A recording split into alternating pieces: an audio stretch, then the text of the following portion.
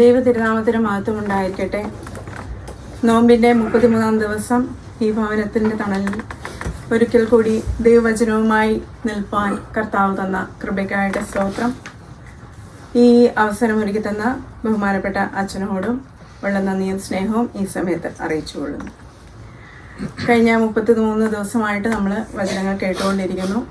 നിങ്ങൾക്കൊക്കെ അറിയാവുന്നതിലും കൂടുതലായിട്ട് പറയുവാൻ എനിക്കൊന്നുമില്ല. നാം എന്നും കേൾക്കുന്ന വചനത്തോട് ഒന്ന് ഊട്ടി ഉറപ്പിക്കാനായിട്ട് ഒരു 2 കാര്യങ്ങൾ പറഞ്ഞ് നിർത്തുവാനാണ് ഞാൻ ആഗ്രഹിക്കുന്നത്. ഇന്ന് ഞാൻ തിരഞ്ഞെടുത്തിരിക്കുന്ന വിഷയം the lent A time of redemption, നോമ്പ് പരിത്രാണത്തിൻ്റെ സമയം. സ്വാമി വിവേകാനന്ദൻ ഒരിക്കൽ പറഞ്ഞത് ഇങ്ങനെയാണ്: നിങ്ങളിലുള്ള ദൈവം തന്നെയാണ് സകലരിലും. ആ സത്യം ഇനിയും നാം അറിഞ്ഞിട്ടില്ല എങ്കിൽ നാം ഒന്നും അറിഞ്ഞിട്ടില്ല. പരിത്രാണത്തിൻ്റെ കാലമാണ് നോമ്പ്. പരിത്രാണം എന്ന വാക്കിൻ്റെ അർത്ഥം വീണ്ടെടുപ്പ്, രക്ഷ എന്നൊക്കെയാണ്. അതിനാൽ നോമ്പ് എന്ന് പറയുന്നത്, നോമ്പിലൂടെ നാം നേടിയെടുക്കേണ്ടത് വീണ്ടെടുപ്പ്, ഒരു വിടുതലിൻ്റെ അനുഭവം, ഒരു രക്ഷയുടെ അനുഭവം ആണ്. അതിന് നമ്മെ സഹായിക്കുന്ന 2 ചിന്ത നിങ്ങളുമായി പങ്കുവയ്ക്കുവാനാണ് ഞാൻ ഇന്ന് ആഗ്രഹിക്കുന്നത്. ഒന്നാമത്തേത്, you have to redeem others. നിങ്ങൾ മറ്റുള്ളവരെ വീണ്ടെടുപ്പിൻ്റെ, വിടുതലിൻ്റെ അനുഭവത്തിലേക്ക് നയിക്കുവാൻ ഈ നോമ്പുകാലത്ത് സാധിക്കണം. രണ്ടാമത്തേത്, you have to redeem yourself. നമ്മെ തന്നെ ഒരു രക്ഷയുടെ അനുഭവത്തിലേക്ക്, വീണ്ടെടുപ്പിൻ്റെ അനുഭവത്തിലേക്ക് കൊണ്ടുവരുവാൻ നമുക്ക് സാധിക്കണം. നമുക്ക് കണ്ണുകളടയ്ക്കാം, ഒരു നിമിഷം പ്രാർത്ഥിക്കാം. സ്നേഹവാനായ ഞങ്ങളുടെ സ്വർഗീയ പിതാവേ, ദൈവമേ, ഈ നോമ്പിൻ്റെ കർത്താവെ, പ്രാർത്ഥനയായി ഈ ഭവനത്തിൻ്റെ തണലിൽ ഞങ്ങൾക്ക് കൂടി വരുവാൻ തന്ന കൃപയ്ക്കായിട്ട് സ്തോത്രം. കർത്താവെ, ദൈവമേ, ഞങ്ങൾക്ക് ഇത്രയും ആളുകൾക്ക് കർത്താവ് ഒരുമിച്ച് കർത്താവെ, ദൈവമേ, അല്പസമയം അങ്ങയുടെ തിരുസന്നിധിയിലായിരിക്കാൻ കൃപ തന്നതിനായിട്ട് സ്തോത്രം. അനേകായിരങ്ങൾക്ക് കർത്താവെ നഷ്ടപ്പെട്ടു പോകുന്ന ഈ അനുഭവങ്ങൾ കർത്താവെ ഞങ്ങൾക്ക് തരുന്നതിനായിട്ട് സ്തോത്രം. കർത്താവെ, ദൈവമേ, ഈ ഭവനത്തിലായിരിക്കുന്ന ആൻറ്റിയും അങ്കിളിനെയും കർത്താവെ തിരുസന്നിധിയിൽ ഏൽപ്പിക്കുന്ന കർത്താവെ, കഴിഞ്ഞ കാലങ്ങളിൽ കർത്താവെ അങ്കിളിനൊക്കെ നേരിട്ട പ്രയാസങ്ങളിലെല്ലാം കർത്താവെ അങ്ങ് കൂടെ ഇരുന്നു വഴി നടത്തി. കർത്താവെ, തക്ക സമയത്ത് കർത്താവെ ദൈവമേ ശുശ്രൂഷകളൊക്കെ ലഭിപ്പാൻ, കർത്താവെ ദൈവമേ രോഗത്തിൽ നിന്നൊക്കെ വിടുതൽ ലഭിപ്പാൻ കർത്താവെ അങ്ങ് സഹായിച്ച കൃപയ്ക്കായിട്ട് സ്തോത്രം. കർത്താവെ, ആൻജിയും ബലപ്പെടുത്തി നടത്തുന്നതിനായിട്ട് സ്തോത്രം. കുഞ്ഞുങ്ങളെ സമർപ്പിക്കുന്ന കർത്താവെ, നിന്റെ മക്കളൊക്കെ ആയിരിക്കുന്ന ഇടങ്ങളിൽ അങ്ങ് കാത്തു പരിപാലിച്ചു കൊള്ളണമേ. കർത്താവെ, അടിയനിതാ കർത്താവെ വചനവുമായി കടന്നു വന്നിരിക്കുന്ന കർത്താവെ, ദൈവമേ, അടിയൻ്റെ നാവിനോട് കൂടെ കർത്താവെ അങ്ങുണ്ടായിരിക്കണമേ. ദൈവമേ, കർത്താവെ ദൈവമേ, വചനങ്ങളെ കർത്താവെ ദൈവമേ വിളമ്പുമ്പോൾ കർത്താവെ അടിയനും കേൾക്കുന്ന നിന്റെ മക്കൾക്ക് ഒരുപോലെ അനുഗ്രഹപ്രദമാക്കി തീർക്കണമേ. കർത്താവെ, അങ്ങ് കൂടെ ഇരിക്കണമേ, ബലപ്പെടുത്തിക്കൊള്ളണമേ. കർത്താവെ, പ്രാർത്ഥിച്ച കാര്യങ്ങൾ തിരുസന്നിധിയിൽ സമർപ്പിക്കുന്നു. പ്രാർത്ഥന കേട്ടനായ സ്തോത്രം. സലോമേശ്വരന് നാം തന്നെ. ആദ്യമായി ദൈവം നമ്മോട് ആവശ്യപ്പെടുന്നത് you have to redeem others. അതിനായിട്ട് തിരഞ്ഞെടുത്തിരിക്കുന്ന ഭാഗം യെശയ്യാ പ്രവാചകന്റെ പുസ്തകം 58-ാം അധ്യായം 1 മുതൽ 4 വരെയുള്ള വാക്യങ്ങൾ. യെശയ്യാ പ്രവചനം 58-ാം അധ്യായം 1 മുതൽ 4 വരെയുള്ള വാക്യങ്ങൾ. അടങ്ങിയിരിക്കരുത്, കാഹളം പോലെ നിന്റെ ശബ്ദം ഉയർത്തി എൻ്റെ ജനത്തിന് അവരുടെ ലംഘനത്തെയും യാക്കോബ് ഗൃഹത്തിന് അവരുടെ പാപങ്ങളെയും അറിയിക്കാം. എങ്കിലും അവർ എന്നെ ദിനംപ്രതി അന്വേഷിച്ച് എൻ്റെ വഴികളെ അറിയുവാൻ ഇച്ഛിക്കുന്നു. നീതി പ്രവർത്തിക്കുകയും തങ്ങളുടെ ദൈവത്തിൻ്റെ ന്യായം ഉപേക്ഷിക്കാതിരിക്കുകയും ചെയ്ത ഒരു ജാതിയെപ്പോലെ അവർ നീതിയുടെ വെപ്പുകളെ എന്നോട് ചോദിച്ചു ദൈവത്തോട് അടുപ്പാൻ വാഞ്ചിക്കുന്നു. ഞങ്ങൾ നോക്കുന്നത് നീ നോക്കാതെ ഇരിക്കുന്നതെന്ത്? ഞങ്ങൾ ആത്മതപനം ചെയ്യുന്നത് നീ അറിയാതെ ഇരിക്കുന്നതെന്ത്? ഇതാ, നിങ്ങൾ നോമ്പ് നോക്കുന്ന ദിവസത്തിൽ തന്നെ നിങ്ങളുടെ കാര്യാദികളെ നോക്കുകയും നിങ്ങളുടെ എല്ലാ വേലക്കാരെയും കൊണ്ട് അധ്വാനിപ്പിക്കുകയും ചെയ്യുന്നു. നിങ്ങൾ വിവാദത്തിനും കലഹത്തിനും ക്രൂരമുഷ്ടി കൊണ്ട് അടിക്കേണ്ടതിന് നോമ്പ് നോക്കുന്നു. നിങ്ങളുടെ പ്രാർത്ഥന ഉയരത്തിൽ കേൾപ്പാൻ തക്കവണ്ണമല്ല നിങ്ങൾ ഇന്ന് നോമ്പ് നോക്കുന്നത്. 1 മുതൽ 4 വരെയുള്ള വാക്യങ്ങൾ യെശയ്യാ പ്രവാചകനോട് ദൈവം പറയുന്ന ശക്തമായ ഒരു കൽപ്പന, ഒരു ആജ്ഞയാണ് നമുക്ക് വാക്യങ്ങളിൽ കാണാൻ സാധിക്കുന്നത്. 1-ാമത്തെ വാക്യത്തിൽ വളരെ ഗുരുതരമായ ഒരു കാര്യം, ജനത്തിന് പാപബോധം ഉയർത്തുന്നതായിട്ടുള്ള ഒരു കാര്യമാണ് ദൈവം പ്രവാചകന് നൽകുന്നത്. ആ ജനം, അവർ സ്വയം നീതിമാന്മാരെന്ന് അവിടെ പറയുകയാണ്. അവർ സ്വയം നീതിമാന്മാരെന്ന് വരച്ചു കാട്ടുകയാണ് 2-ാമത്തെ വാക്യം. എന്നാൽ 3-ാമത്തെ വാക്യത്തിൽ അവർ ജനത്തിൻ്റെ പരിഭവമാണ് നമുക്കവിടെ കാണാൻ സാധിക്കുന്നത്. അവർ ചോദിക്കുന്നു, ഞങ്ങൾ നോമ്പ് നോൽക്കുന്നത് നീ നോക്കാതെ ഇരിക്കുന്നതെന്ത്? ഞങ്ങൾ ആത്മതപനം ചെയ്യുന്നത് നീ അറിയാതെ ഇരിക്കുന്നതെന്ത്? ഈ കാലഘട്ടത്തിൽ നാമും ചിലപ്പോഴൊക്കെ ചോദിക്കുന്നതാണ്, ഞാൻ ഇത്രയും പ്രാർത്ഥിക്കുന്നു, ഞാൻ നോമ്പ് നോക്കുന്നു, ഞാൻ ത്യാഗങ്ങൾ ചെയ്യുന്നു, പക്ഷേ എൻ്റെ പ്രാർത്ഥന എന്തുകൊണ്ട് തിരുസന്നിധിയിൽ കേൾക്കുന്നില്ല? അതിനുള്ള മറുപടിയാണ് ദൈവം അടുത്ത വാക്യത്തിൽ പറയുന്നത്. നിങ്ങൾ വിവാദത്തിനും കലഹത്തിനും ക്രൂരമുഷ്ടി കൊണ്ട് അടിക്കേണ്ടതിനും നോമ്പ് നോൽക്കുന്നു. നിങ്ങളുടെ പ്രാർത്ഥന ഉയരത്തിൽ കേൾപ്പാൻ തക്കവണ്ണമല്ല നിങ്ങൾ ഇന്ന് നോമ്പ് നോൽക്കുന്നത്. ജനത്തിൻ്റെ തെറ്റുകളെ, കുറവുകളെ ബോധ്യപ്പെടുത്തി കൊടുക്കുകയാണ് ദൈവം അവിടെ ചെയ്യുന്നത്. ഞങ്ങൾ നോമ്പ് നോക്കിയിട്ടും എന്തുകൊണ്ട് ഞങ്ങളെ മനസ്സിലാക്കുന്നില്ല, ഞങ്ങളെ മാനിക്കുന്നില്ല എന്നതിൻ്റെ ഉത്തരമാണ് അടുത്ത വാക്യത്തിൽ ദൈവം പറയുന്നത്. എനിക്ക് ഇഷ്ടമുള്ള നോമ്പും മനുഷ്യൻ ആത്മതപനം ചെയ്യുന്ന ദിവസവും ഇങ്ങനെയുള്ളതോ? തലയെ വേഴത്തെ പോലെ കുനിയിക്കുക, രട്ടും വെണ്ണീരും വിരിച്ചു കിടക്കുക, ഇതാകുന്നു ഉപവാസം. ഇതിനോ നീ നോമ്പെന്നും യഹോവയ്ക്ക് പ്രസാദമുള്ള ദിവസമെന്നും പേർ പറയുന്നത്? അന്യായ ബന്ധനങ്ങളെ അഴിക്കുക, നുകത്തിന്റെ അമിക്കയറുകളെ അഴിക്കുക, പീഡിതരെ സ്വതന്ത്രരായി വിട്ടയക്കുക, എല്ലാ നുകത്തെയും തകർക്കുക. ഇതല്ലയോ എനിക്ക് ഇഷ്ടമുള്ള ഉപവാസം? വിശപ്പുള്ളവന് നിന്റെ അപ്പം നുറുക്കി കൊടുക്കുന്നതും അലഞ്ഞു നടക്കുന്ന സാധുക്കളെ നിന്റെ വീട്ടിൽ ചേർത്ത് കൊള്ളുന്നതും നഗ്നനെ കണ്ടാൽ അവനെ ഉടുപ്പിക്കുന്നതും നിന്റെ മാംസരക്തങ്ങളായിരിക്കുന്നവർക്ക് നിന്നെ തന്നെ മറക്കാതെ ഇരിക്കുന്നതും അല്ലയോ? പ്രിയമുള്ളവരെ, നാമും നോമ്പ് നോൽക്കുന്നവരാണ്. നാം അനേകം പ്രസംഗങ്ങൾ കേൾക്കുന്നു, നാം ബൈബിള് വായിക്കുന്നു, സമയം കൂടുതൽ അതിനായിട്ടൊക്കെ ചെലവഴിക്കുന്നു. പക്ഷേ ദൈവം നമ്മളിൽ നിന്ന് ആഗ്രഹിക്കുന്നത് ആ വിശ്വാസത്തോടും ആ പ്രാർത്ഥനയോടൊപ്പം പ്രവൃത്തിയും കൂടെ വേണം. അതാണ് നമ്മൾ ഈ 6-7 വാക്യങ്ങളിൽ കാണുന്നത്. അങ്ങനെയെങ്കിൽ നമുക്ക് എന്ത് ചെയ്യുവാൻ കഴിയും? വിശുദ്ധ യോഹന്നാൻ എഴുതിയ സുവിശേഷം 5-ാം അധ്യായം 1 മുതൽ 9 വരെയുള്ള വാക്യങ്ങൾ വായിക്കുമ്പോൾ മറ്റുള്ളവരെ വീണ്ടെടുക്കുവാൻ നമുക്ക് എങ്ങനെ സാധിക്കുമെന്ന് ആ വാക്യങ്ങളിൽ സ്പഷ്ടമായിട്ട് പ്രതിപാദിക്കുന്നു.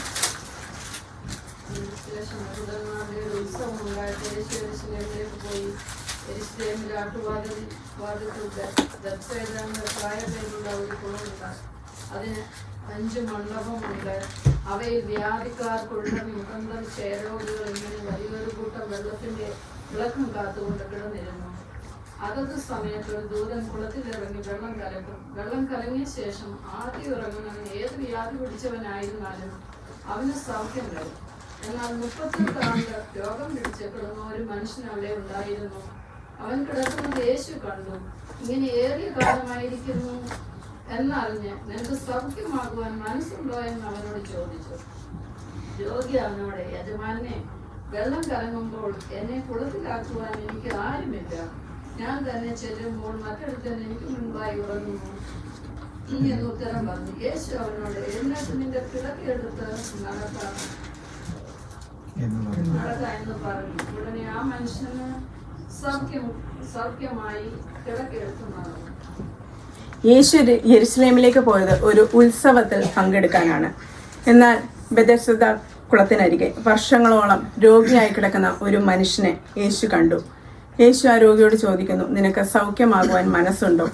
എന്നാൽ അതിന് വിരുദ്ധമായിട്ടാണ് അവൻ ഉത്തരം പറയുന്നത്, വെള്ളം കലങ്ങുമ്പോൾ എന്നെ കുളത്തിൽ ഇറക്കുവാൻ എനിക്ക് ആരുമില്ല.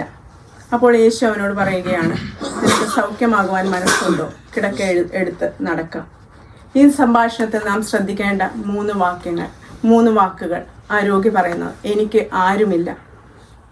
നമ്മുടെ നോമ്പ് അർത്ഥപൂർണമാകണമെങ്കിൽ ഈ വാക്കുകൾ നമുക്ക് ഓരോരുത്തർക്കും കേൾക്കുവാൻ സാധിക്കണം. ധാരാളം ആളുകൾ നമ്മുടെ സമൂഹത്തിൽ നമുക്ക് ചുറ്റും ഈ വാക്കുകൾ പറയുന്നുണ്ട്. ഇപ്പോൾ ഈ ഇടയ്ക്കെല്ലാം ന്യൂസുകളിൽ നമ്മൾ കാണുന്ന കാര്യങ്ങളാണ്. അനേകം യുവജനങ്ങൾ ആത്മഹത്യയിലേക്ക് പോകുന്നു. ഏകാന്തതയിൽ, ഡിപ്രഷൻ, ആങ്സൈറ്റി, ഒത്തിരി പ്രശ്നങ്ങളിൽ നടുവിൽ അവരുടെ എല്ലാം ആത്യന്തിക വിഷയം എന്ന് പറഞ്ഞാൽ അവരെ കേൾക്കുവാൻ ആരുമില്ല എന്നുള്ളതാണ്. പലരും മാറ്റി നിർത്തിയിരിക്കുന്ന ആളുകളാണ് അവർ. അവരെയൊക്കെ കാണുവാനും കേൾക്കുവാനും നാം സമയം ചെലവഴിക്കേണ്ടതായിട്ടുണ്ട്. അവർക്ക് നമ്മളാൽ കഴിയുന്ന സഹായങ്ങൾ ചെയ്യുമ്പോഴൊക്കെയാണ് നോമ്പ് അർത്ഥപൂർണമായി തീരുന്നത്. യേശുവും യഹൂദന്മാരുടെ ഒരു ഉത്സവം പ്രമാണിച്ചാണ് അങ്ങോട്ട് കടന്നു ചെന്നത്. നാം ഉത്സവം എന്നൊക്കെ കേൾക്കുമ്പോൾ, പെരുന്നാൾ എന്നൊക്കെ കേൾക്കുമ്പോൾ ഒരു ആഘോഷത്തിൻ്റെ മൂടാണ് നമുക്കൊക്കെ വരുന്നത്. എല്ലാവരുടെ ഒത്തുചേരൽ, സന്തോഷം, ഉല്ലാസം. പക്ഷേ യേശു അതിനെ വ്യത്യസ്തമായിട്ടാണ് അവിടെ കാണുന്നത്. ശരീരവും മനസ്സും ആത്മീയമായും എല്ലാം തകർന്ന ഒരു മനുഷ്യനെ യേശു അവിടെ സൗഖ്യമാക്കുകയാണ്. ആ ഉത്സവത്തിൽ യേശു ശ്രമിച്ചത് ഒരു ഉത്സവത്തെ ഒരു ജീവിതത്തിൻ്റെ അനുഭവമാക്കി തീർക്കുവാനാണ്. യേശു ആ മനുഷ്യനോട് പറയുന്നു, നിനക്ക് സൗഖ്യമാകുവാൻ മനസ്സുണ്ടോ? എഴുന്നേറ്റ് കിടക്കയെടുത്ത് നടക്കുക. അങ്ങനെ മറ്റുള്ളവരോട് പറയുവാൻ നമുക്ക് സാധിക്കുന്നുണ്ടോ? എന്നെ കേൾക്കുവാൻ ആരുമില്ല എന്ന് പറയുന്നവരോട് പറയുവാൻ നമുക്ക് സാധിക്കുന്നുണ്ടോ? നമ്മെ ഒന്നുമില്ലായിരുന്നിടത്തൊന്നും നമ്മെ ഈ രാജ്യത്തൊക്കെ കൊണ്ടുവന്ന് നമുക്കൊക്കെ ജോലി, നമുക്കൊക്കെ അത്യാവശ്യം സാമ്പത്തികമായിട്ടും ഒക്കെ നല്ല നിലയിൽ നമ്മൾ ജീവിക്കുമ്പോൾ നമ്മുടെ ചുറ്റും നമ്മുടെ സഹോദരങ്ങൾ അനേകം പലവിധ ഭാരങ്ങളാൽ ഭാരപ്പെടുന്നു. അവർക്കൊക്കെ ഒന്ന് കൈത്താങ്ങാകുവാൻ നമുക്ക് ഓരോരുത്തർക്കും സാധിക്കുന്നുണ്ടോ? നമ്മൾ ഓരോരുത്തരും ഈ നോമ്പ് കാലത്തിൽ ചിന്തിക്കേണ്ടതാണ്. ഇന്ന് മനുഷ്യനെല്ലാം സ്വയം തൃപ്തനാകുവാനാണ് ശ്രമിക്കുന്നത്. എന്നാൽ മറ്റുള്ളവരെ കരുതുവാനും മറ്റുള്ളവർക്ക് വേണ്ടി കൈനീട്ടുവാനുമുള്ള ഒരു മനസ്സിനെ നമുക്ക് ഓരോരുത്തർക്കും ഒരുക്കിയെടുക്കേണ്ടത് ആവശ്യമാണ്. അങ്ങനെയാണെങ്കിൽ പ്രിയമുള്ളവരെ, ഈ നോമ്പുകാലം അർത്ഥപൂർണമായി തീരും, അനുഗ്രഹപ്രദമായി തീരും. നമുക്ക് വേണ്ടി കർത്താവ് കുരിശിൽ മരിച്ചത് തൻ്റെ പാവങ്ങൾക്ക് വേണ്ടിയല്ല, നമുക്ക് വേണ്ടിയാണ്. അതുപോലെ മറ്റുള്ളവർക്ക് വേണ്ടി നുറുങ്ങുവാൻ, മുറിക്കപ്പെടുവാൻ നമുക്ക് ഓരോരുത്തർക്കും സാധിക്കണം. രണ്ടാമതായിട്ട്, you have to redeem yourself. റോമർക്ക് എഴുതിയ ലേഖനം 2-ാം അധ്യായം 1 മുതൽ 13 വരെയുള്ള വാക്യങ്ങൾ.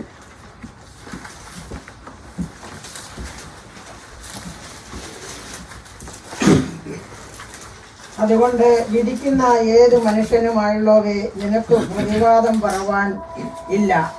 അന്യനെ വിധിക്കുന്നതിൽ നീ നിന്നെ തന്നെ കുറ്റം വിധിക്കുന്നു. വിധിക്കുന്ന നീ അത് തന്നെ പ്രവർത്തിക്കുന്നുവല്ലോ. എന്നാൽ ആവക പ്രവർത്തിക്കുന്നവരുടെ നേരെ ദൈവത്തിന്റെ വിധി സത്യാനുസരണമായിരിക്കുന്നു എന്ന് നാം അറിയുന്നു. ആവക പ്രവർത്തിക്കുന്നവരെ വിധിക്കുകയും അത് തന്നെ പ്രവർത്തിക്കുകയും ചെയ്യുന്ന മനുഷ്യ, നീ ദൈവത്തിന്റെ വിധിയിൽ നിന്ന് തെറ്റിയൊഴിയും എന്ന് നിനയ്ക്കുന്നുവോ? അല്ല, ദൈവത്തിന്റെ ദയ നിന്നെ മാനസാന്തരത്തിലേക്ക് നടത്തുന്നു എന്ന് നീ അറിയാതെ നീ അവന്റെ ദയ, ക്ഷമ, ദീർഘശാന്തി എന്നിവയുടെ ഐശ്വര്യം നിരസിക്കുന്നുവോ? എന്നാൽ നിന്റെ കാഠിന്യത്താലും അനുതാപമില്ലാത്ത ഹൃദയത്താലും നീ ദൈവത്തിന്റെ നീതിയുള്ള വിധി വെളിപ്പെടുത്തുന്ന കോപ ദിവസത്തേക്ക് നിനക്ക് തന്നെ കോപം ചായച്ചു വെക്കുന്നു.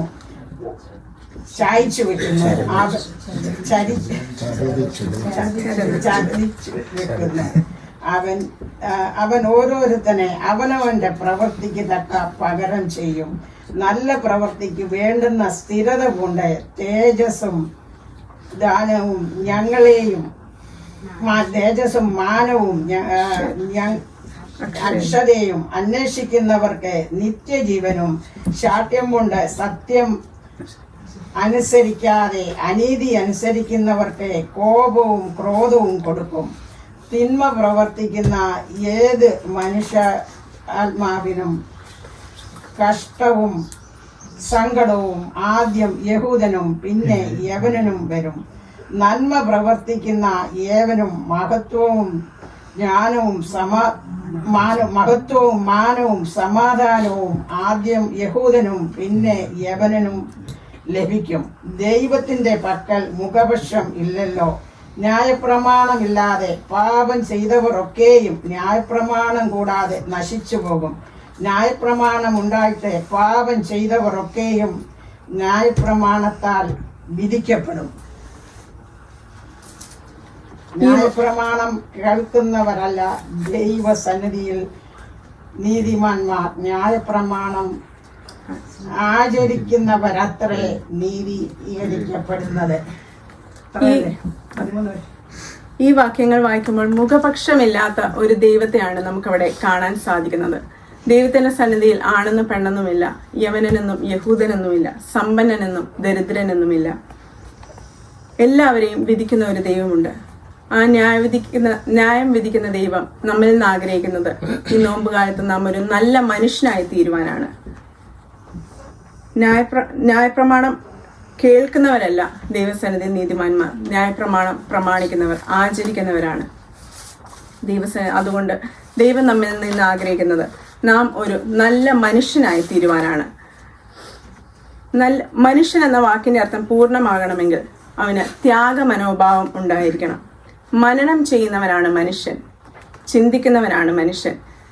ചിന്തിക്കുന്നവനാണ് മനുഷ്യനെങ്കിൽ നമ്മുടെ ചിന്തകളിലൂടെ മറ്റുള്ളവരുടെ ജീവിതത്തിൽ വലിയ നന്മകളെ ഉളവാക്കുവാൻ നമുക്ക് ഓരോരുത്തർക്കും സാധിക്കണം. 38 വർഷം കുളക്കരയിൽ കിടന്ന് ആ മനുഷ്യനെ യേശു സൗഖ്യമാക്കുമ്പോൾ യേശുവിന് നേരിട്ട അനുഭവം വളരെ വേദനാജനകമായിരുന്നു. യേശുവിന് അവർ നൽകുന്ന പ്രതിഫലം യോഹന്നാൻ 5-ാം അധ്യായം 16-ാം വാക്യത്തിൽ നാം കാണുന്നുണ്ട്. യേശു ശബ്ബത്തിൽ അത് ചെയ്യുക കൊണ്ട് യഹൂദന്മാർ അവനെ ഉപദ്രവിച്ചു. ഇത്രയും വർഷങ്ങൾ രോഗിയായി കിടന്ന ആ മനുഷ്യന് സൗഖ്യം വന്നപ്പോൾ മറ്റുള്ള മനുഷ്യർ അവനെ ഉപദ്രവിക്കുകയാണ് ചെയ്യുന്നത്. ആ രോഗിയുടെ ആ സൗഖ്യത്തിൽ സന്തോഷിക്കുകയല്ല അവർ ചെയ്തത്, അവർക്ക് വേദനയാണ് ഉണ്ടായത്. ഇത് നാം ആയിരിക്കുന്ന സമൂഹത്തിലും നമുക്ക് കാണാൻ കഴിയുന്നതാണ്. മറ്റുള്ളവരുടെ നേട്ടങ്ങൾ, അവരുടെ സന്തോഷം, അവരുടെ ഉയർച്ച, ഇതൊക്കെ കാണുമ്പോൾ പലരിലും വേദനയാണ് ഉണ്ടാകുന്നത്. അതൊന്ന് അക്സെപ്റ്റ് ചെയ്യുവാൻ നമ്മുടെ ഈ ജനത്തിന് സാധിക്കുന്നില്ല. ഇന്ന് വാർത്തകളിലുടനീളം നാം കാണുന്നതാണ്. സ്വന്തം നേട്ടത്തിനായിട്ട് മറ്റുള്ളവരെ കൊല്ലുന്നു, ക്രൂരതകൾ ചെയ്യുന്നു. ഇതൊക്കെ മാത്രമാണ് നമ്മൾ വാർത്തകളിൽ ഇപ്പോൾ കാണുന്നത്. അതുകൊണ്ട് ഒരു മനുഷ്യന്റെ ജീവിതം അർത്ഥപൂർണമായി തീരുന്നില്ല. ഒരു നല്ല ക്രിസ്തു സാക്ഷിയാകുവാൻ നമുക്ക് സാധിക്കണമെങ്കിൽ നന്മയുള്ള ഒരു മനസ്സിന് ഉടമയായിരിക്കണം. റോമർ 2-ാം അധ്യായം 10-ാം വാക്യത്തിൽ ഇപ്രകാരം പറയുന്നുണ്ട്: നന്മ പ്രവർത്തിക്കുന്ന യവനും മാനവും മഹത്വവും സമാധാനവും ആദ്യം യഹൂദനും പിന്നെ യവനും ലഭിക്കും. അതിനായി ഒരു നല്ല മനുഷ്യനായി തീരുവാൻ, നന്മ ചെയ്ത് മുന്നോട്ട് നടപ്പാൻ നമുക്ക് സാധിക്കണം. അതുകൊണ്ട് മറ്റുള്ളവരെ സഹായിക്കുന്നതിലൂടെ, ക്രിസ്തു പാത പിൻപറ്റി നടക്കുന്നതിലൂടെ ചിലപ്പോൾ നമുക്ക് നഷ്ടങ്ങൾ ഉണ്ടായേക്കാം, ത്യാഗങ്ങൾ നേരിടേണ്ടി വന്നേക്കാം, ഉപദ്രവങ്ങൾ നേരിടേണ്ടി വന്നേക്കാം. എന്നാലും നമ്മുടെ ത്യാഗ മനോഭാവവും നന്മ ചെയ്യുന്നതിലെ ആ ഉത്സാഹവും മറന്നു പോകാതെ അത് മുറുകെ പിടിച്ചുകൊണ്ട് നാം നിലനിന്നാൽ you can redeem yourself. നമ്മെ തന്നെ രക്ഷയുടെ ഒരു വീണ്ടെടുപ്പിൻ്റെ അനുഭവത്തിലേക്ക് കൊണ്ടുവരുവാൻ നമുക്ക് സാധിക്കും. 1957 മാതൃഭൂമിയുടെ ഒരു പത്രത്തിൽ വന്ന ഒരു ആർട്ടിക്കിളാണ് മനുഷ്യൻ എന്ന് പറഞ്ഞത്. ഒരു കൃഷ്ണൻ എന്ന് പറഞ്ഞ ഒരു വ്യക്തി രാത്രിയിൽ ജോലിയെല്ലാം കഴിഞ്ഞ് തൻ്റെ കുഞ്ഞിന് കുറേ മുട്ടായിയൊക്കെ മേടിച്ചുകൊണ്ട് വീട്ടിലേക്ക് കടന്നു വരുന്നു. ആ കുഞ്ഞുമായിട്ട് സന്തോഷത്തോടെ ഇരിക്കുമ്പോൾ തൊട്ടടുത്ത വീട്ടിൽ തീ പടരുകയാണ്. അവിടെ 2 കൊച്ചു കുഞ്ഞുങ്ങളാണുള്ളത്, ഹംസ, മുഹമ്മദ് എന്ന് പറഞ്ഞ 2 കുഞ്ഞുങ്ങൾ. ഒരു കുഞ്ഞ് തൊട്ടിയിൽ കിടന്നുറങ്ങുന്നു. ഈ മനുഷ്യൻ വേഗം, കൃഷ്ണൻ എന്ന് പറഞ്ഞ മനുഷ്യൻ വേഗം അങ്ങോട്ട് ഓടി ചെല്ലുന്നു. ആ തൊട്ടിയിൽ കിടന്നുറങ്ങുന്ന ആ കുഞ്ഞിനെ ആദ്യം രക്ഷപ്പെടുത്തി, രണ്ടാമത് പോയി വീണ്ടും മുഹമ്മദ് എന്ന് പറഞ്ഞ കുഞ്ഞിനെ രക്ഷപ്പെടുത്തി 2 കുഞ്ഞുങ്ങളെയും സേഫായിട്ട് അയാൾ പുറത്തെത്തിച്ചു. പക്ഷെ അപ്പോഴേക്കും കൃഷ്ണൻ്റെ ദേഹം മുഴുവൻ പൊള്ളൽ പറ്റി പുള്ളിക്ക് വയ്യാതെ ആയായിരുന്നു. അത് കഴിഞ്ഞ് കൃഷ്ണനെ ഹോസ്പിറ്റലിൽ കൊണ്ടുപോയി അനേക നാളുകൾ ഹോസ്പിറ്റലിൽ. ആ സമയത്ത് ഗവർണറൊക്കെ സംഭാവനകൾ ഒത്തിരി ആൾക്കാർ കളക്ട് ചെയ്ത് പൈസയൊക്കെ നൽകി. പക്ഷേ അദ്ദേഹത്തിൻ്റെ ജീവൻ രക്ഷിക്കുവാൻ സാധിച്ചില്ല. ആ 2 കുഞ്ഞുങ്ങൾക്ക് വേണ്ടി ആ മനുഷ്യൻ മരണമടഞ്ഞു. കൃഷ്ണൻ എന്ന് പറയുന്ന മനുഷ്യൻ, മുഹമ്മദ്, ഹംസ എന്ന് പറയുന്ന 2 കുഞ്ഞുങ്ങളെ രക്ഷിച്ച ഒരു കഥ. ആ പേരുകൾ പറയുമ്പോൾ തന്നെ നിങ്ങൾക്ക് മനസ്സിലാകും ഈ കഥയുടെ പ്രസക്തി. നന്മ ചെയ്യുന്നതിന് യാതൊരു മാനദണ്ഡങ്ങളുമില്ല. ജാതി, മതം ഇത് ഒന്നും മാനദണ്ഡമാക്കരുത്. മറ്റുള്ളവരെ സഹായിക്കാൻ നമുക്ക് കിട്ടുന്ന അവസരങ്ങൾ നഷ്ടപ്പെടുത്തരുത്. അങ്ങനെ നന്മയുള്ളൊരു മനുഷ്യനായി വളരുവാൻ നമുക്ക് ഓരോരുത്തർക്കും ഈ നോമ്പ് കാലത്ത് സാധിക്കണം. ഇതാണ് ഞാൻ ആമുഖമായി പറഞ്ഞ ആ സ്വാമി വിവേകാനന്ദൻ്റെ വാക്കുകൾ. നിങ്ങളിലുള്ള ദൈവം തന്നെയാണ് സകലരിലും. ആ സത്യം ഇനിയും നമ്മൾ അറിഞ്ഞിട്ടില്ല എങ്കിൽ നാം ഒന്നും അറിഞ്ഞിട്ടില്ല. ഈ അറിവ് നേടിയെടുക്കുവാൻ, മറ്റുള്ളവരെ വീണ്ടെടുക്കുവാൻ, നമ്മെ തന്നെ രക്ഷയുടെ അനുഭവത്തിലേക്ക് നടക്കുവാൻ ഈ വാക്കുകൾ നമ്മെ സഹായിക്കട്ടെ. ഈ നോമ്പുകാലം എല്ലാവർക്കും അനുഗ്രഹപ്രദമായി തീരട്ടെ.